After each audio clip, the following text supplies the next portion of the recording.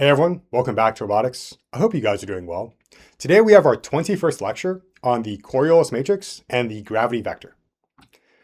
All right, so I want to get us started with a video. And this is a fun video of a jumping robot. The robot kind of looks like a bug, and the way it jumps is by storing energy within a spring mechanism and then releasing that spring in order to jump up into the air. I like this video because it's all about dynamics.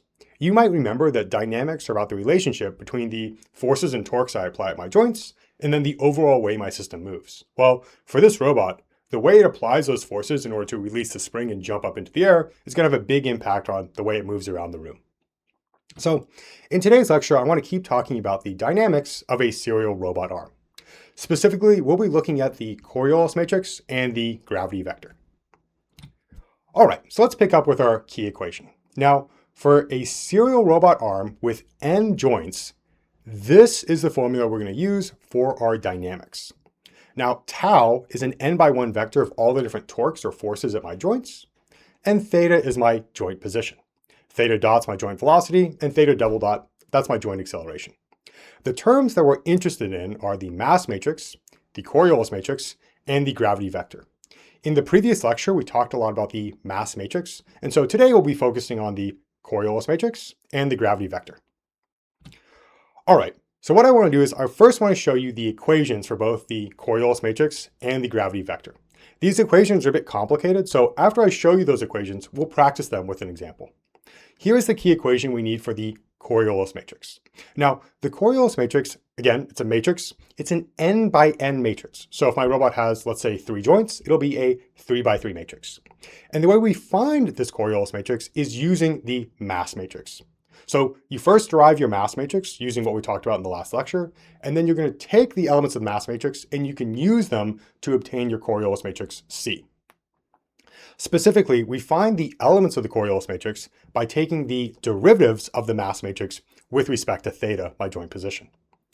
Now, a little bit of notation for this formula. You might notice I've got this mki. What that means is shown right down here. So if I write something like mxy, that is an element of my mass matrix that's at row x, column y. So I'm just looking at the rows and columns of that mass matrix and indexing them like you see right here. The same thing is true for my Coriolis matrix. So capital C, that's my Coriolis matrix. It'll be n by n. And then Cxy is an element of that Coriolis matrix at row x, column y. N is my total number of joints, and I, that you see right here, is going to index from joint 1 all the way up to joint n. So that's how you read this formula. Okay. So again, we'll practice that in a second, but let me show you another formula that we need, and this one's going to be for my potential energy. Now, the way this is working is I first find my potential energy, like you see here on the left, and then I can use that potential energy to derive the gravity vector, which is ultimately what I want on the right. Let's talk a little bit about the potential energy. So potential energy is going to be a scalar. It's what we talked about previously for our Euler-Lagrange equation. I'm calling that P of theta. Now within this, I'm summing across each of my links. I'm trying to think about what's the potential energy for each link. And the basic idea is kind of what you might remember from physics. It's something like mgh, the height of that length being h. So here at g, that's my acceleration due to gravity. That's just going to be 9.81. Mi, that's the mass of the ith link. And then hi, that is the height of that length. So let's say gravity is pulling us down, and I'm looking at my different links for my robot arm. I look at each of these centers of mass and I say, all right, what's the height of that center of mass with respect to that, whatever axis is the gravity vector is acting in?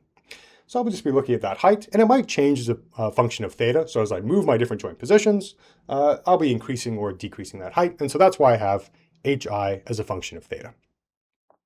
So in practice, you can often find this height directly from your forward kinematics to the ith center of mass. Once you've got your potential energy, you take the gradient of that potential energy to get your gravity vector you see on the right. So the first element will just be the partial derivative with respect to theta 1. The second element will be the partial derivative with respect to theta 2, all the way down through the n elements of that gravity vector.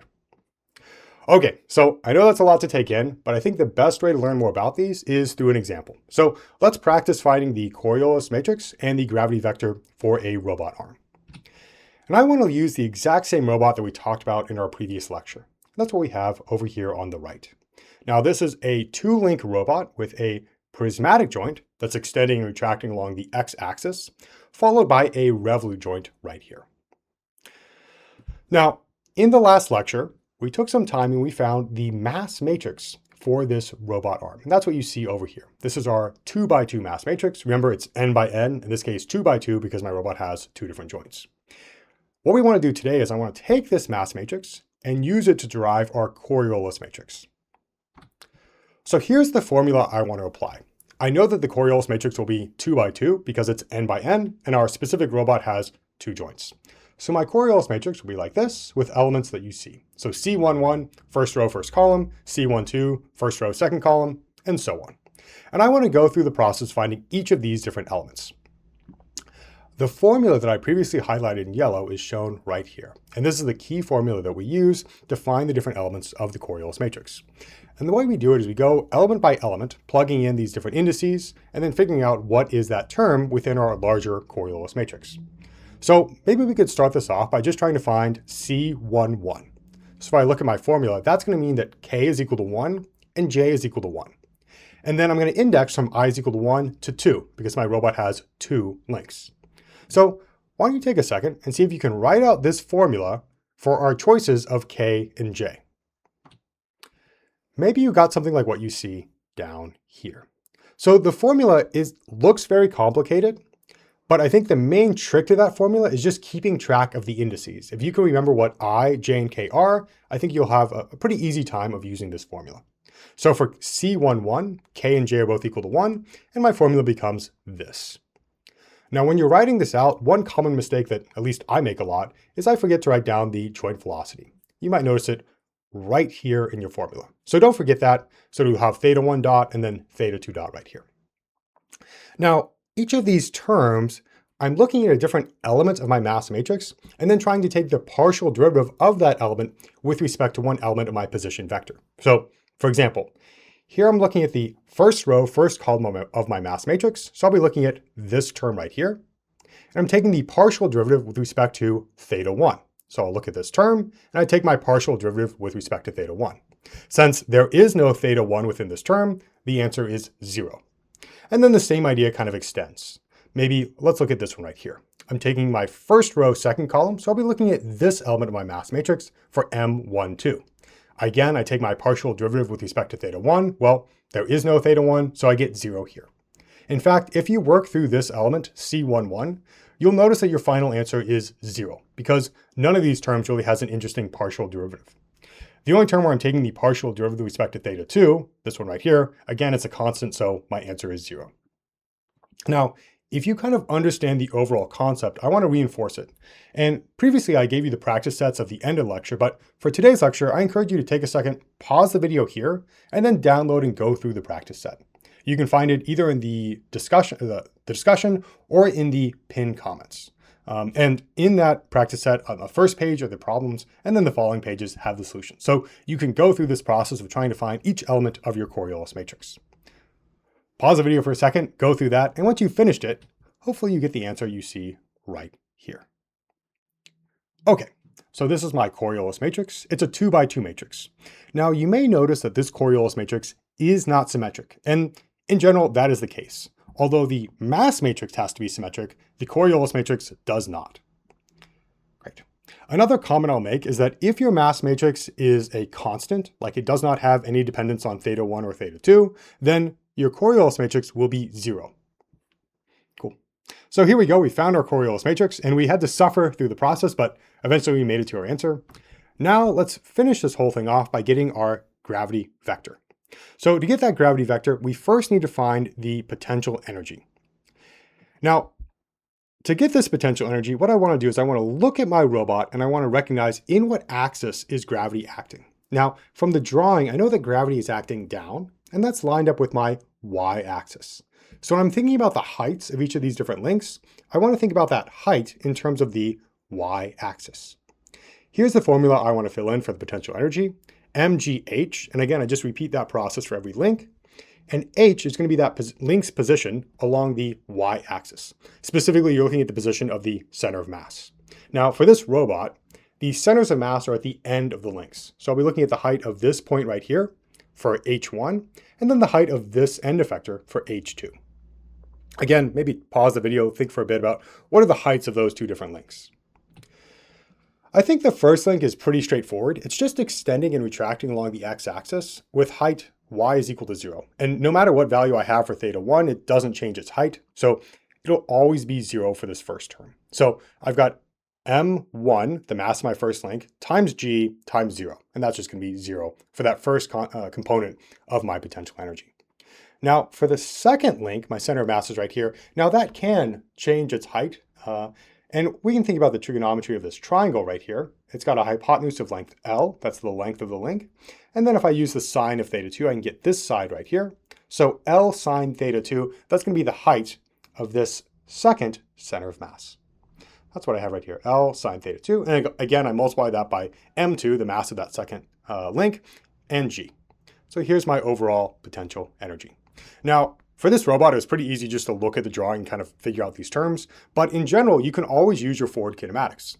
You remember that we actually find the forward kinematics to each center of mass when we're deriving the mass matrix.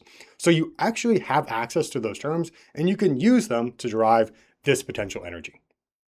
Okay, now that you have it, you're ready to take the gradient with respect to theta and find your gravity vector. And that's what you see down here. So we're just going to be taking the partial derivative with respect to theta 1, and then the partial derivative with respect to theta 2. I don't see any terms that depend on theta 1, so this will be 0. And then here's a term that depends on theta 2.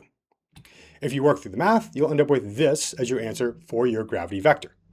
Notice that your gravity vector, it's an n by 1 matrix, n by 1 vector. In this case, it's a 2 by 1 vector. And then one point of confusion, we have this g right here, and that's the acceleration due to gravity. That's going to be that 9.81. Don't confuse that with g of theta, which is the overall gravity vector. Okay, so now we've got the Coriolis matrix and the gravity vector, and then in the previous lecture, we also got the mass matrix. Now we can plug m, c, and g back into our dynamics equation and get this overall relationship. It's a lot of work, but now we're there. We have a way to connect the torques that we apply to our joints to the way that our system moves. We can relate these torques to things like the velocity, the acceleration, and the positions. Now, if we look at the dimensions of these, remember that my torques, it's going to be 2 by 1. I've got two different joints for my example. My mass matrix and my Coriolis matrix are both 2 by 2, and then my gravity vector is a 2 by 1. Theta dot and theta double dot are both 2 by 1 vectors, and that's how this whole math works out in practice. Okay, great. So we've gone through the entire process of finding the dynamics for an example robot arm. Today we talked a lot about the Coriolis matrix and the gravity vector, and we went through the practice set in the course of going through this lecture video. For the next lecture, I want to focus on these dynamics one more time and just going through an overall practice and understanding how we derive these dynamics. So I look forward to seeing you there.